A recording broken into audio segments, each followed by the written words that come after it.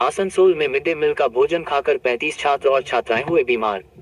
आसनसोल के जामुलिया थाना अंतर्गत बेलडांगा आदिवासी प्राथमिक विद्यालय में मिड डे मील का भोजन खाकर स्कूल के 35 छात्र और छात्राएं बीमार हो गए हैं, जिनको बेहतर इलाज के लिए जामुलिया स्वास्थ्य केंद्र में भर्ती कराया गया है।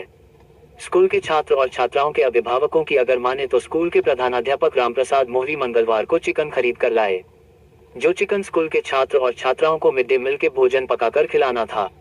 ऐसे में सुबह चिकन से बदबू आने लगी, जिसके बाद चिकन फेंकने के बजाय स्कूल के प्रधानाध्यापक ने बासी और खराब चिकन को खुद पका दिया और बच्चों के बीच परोस दिया, जिस भोजन को खाकर तमाम बच्चे उल्टी कर रहे हैं।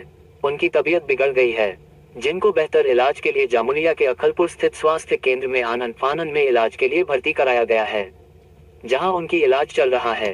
घटना घटेছে পচা মাংস নিয়ে এসেছিল আর রাঁধুনি গুলোকে রাঁধতে দেয় নাই, নিজেই রান্না করেছে এবং বাসন আর কিছু ধোয়াধুয়ি কিছুই করে নাই, নিজে রান্না করবে বলছে। আবার যদি সবাই জিজ্ঞেস করছে যে কি হয়েছে, তখন বলছে কি এটা গ্যাসের গন্ধ উঠছে। কিভাবে আপনারা বুঝলেন? আমার প্রতিদিনই স্কুল আসি, ছেলে রাখতে প্রতিদিন স্কুল আসি, তবে আর ওর প্রতিদিনের ঘটনাগুলো দেখি। রাঁধুনির পেছু পেছু ঘুরে বেড়ানো, রাঁধুনির কাছেই দাঁড়ায় থাকে, রান্না করে তবুও দাঁড়ায় থাকে, দেয় তবুও দাঁড়ায় থাকে। মানে হেডমাস্টার তো বলো না ভালোই নয়।